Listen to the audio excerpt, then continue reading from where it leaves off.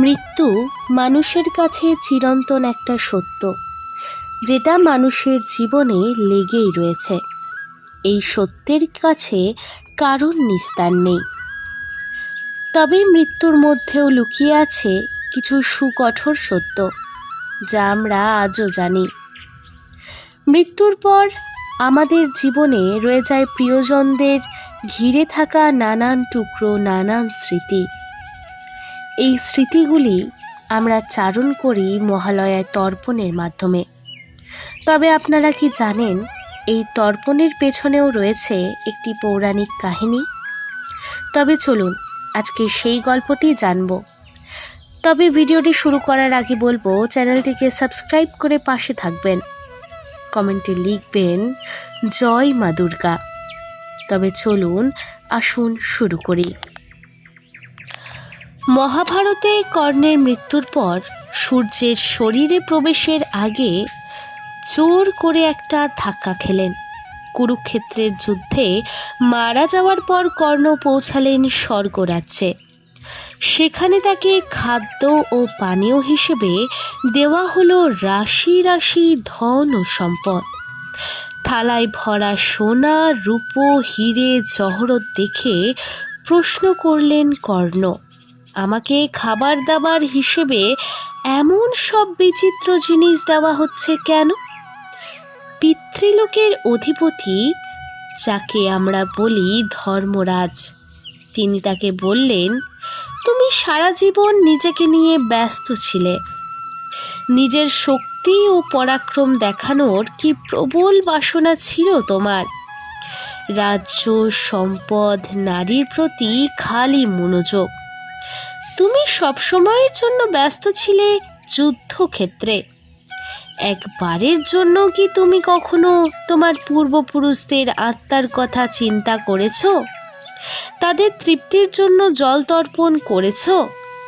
কর্ণ তখন বললেন, ধর্মরাজ, এ দোষ আমার নয়। মা আমাকে জন্ম দিয়ে ত্যাগ করেছেন। ছুতর সম্প্রদায়ের মানুষ অধিরথ ও তার স্ত্রী রাধা আমাকে মানুষ করেছেন। দুর্যোধন রাজ্যের অধিপতি করে আমার জন্মকে হেয় প্রতিপন্ন করা পাণ্ডবদের মুখ বন্ধ করেছেন। বীর যোদ্ধাদের সমকক্ষ হয়েও প্রতি পদক্ষেপে আমি অপমানিত হয়েছি। কুরুক্ষেত্রের যুদ্ধের আগে আমি প্রথম কৃষ্ণর মুখেই জানলাম আমার বংশ পরিচয়। যুদ্ধ আরম্ভ হলো। 17 দিনের মাথায় আমার মৃত্যু ঘটল।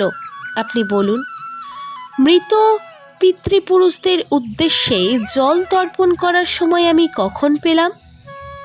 এই কথা শুনে ধর্মরাজ বললেন, মরতে যাও তুমি কর্ণ। তোমার মৃত পিতৃপুরুষেরা অতৃপ্ত রয়েছেন। তাদেরকে জল প্রদান করে তুমি স্বর্গে ফিরে এসো। তখন এখানকার খাদ্য ও পানীয় তুমি লাভ করতে পারবে। এই কথা শুনে যমরাজের নির্দেশে ভাদ্র মাসের কৃষ্ণ প্রতিপদ তিথিতে কর্ণ আবার মর্তে ফিরে এসে এক পক্ষকাল থেকে পিতৃপুরুষদের জল তর্পণের মাধ্যমে নিজের পাপস্ফলন করে স্বর্গে ফিরে গেলেন। এই বিশেষ সময়কালকে শাস্ত্রে পিতৃপক্ষ বলা হয়েছে এবং তাই মহালয়া হল পিতৃপক্ষের শেষ দিন এবং এরপর থেকেই মাতৃপক্ষের শুরু। ঋগ্বেদে 2 ধরনের পিতৃগণের কথা রয়েছে। মর্ত পিতৃগণেরা সূর্যের আবর্তনের সঙ্গে ঘুরে চলেছেন, আর যারা আবর্তন রুখে দিতে জানেন তারাই দিব্য পিতৃগণ। এরাই অন্ধকারের মধ্যে ঝাঁপিয়ে পড়েন। এদের সাধন ধারার নাম মহালয়া। দক্ষিণায়নের অমাবস্যার তিথির নামও তাই মহালয়া। আসলে মানুষদের তৃপ্ত করার জন্যই হলো তর্পণ।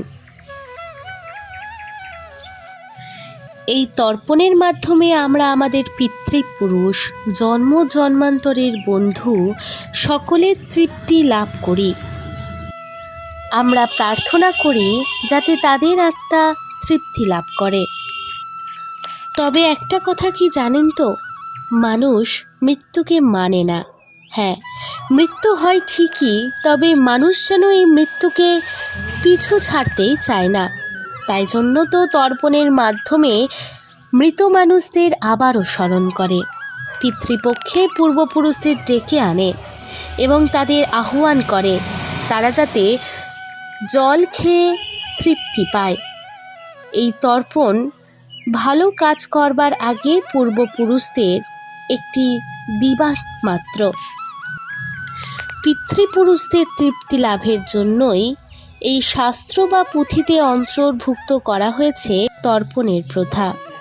তবে জানলেন তো তর্পণ কেন করে, মহালয়ায় কেন তর্পণ করা হয়? তবে আজ এই পর্যন্তই। ভালো লাগলে চ্যানেলটিকে সাবস্ক্রাইব করে পাশে থাকবেন। কমেন্টে লিখবেন জয় মা দুর্গা, জয় শ্রীকৃষ্ণ। দেখা হচ্ছে পরের ভিডিওতে। ভালো থাকবেন ভক্তির সাথে, ভক্তের পাশে।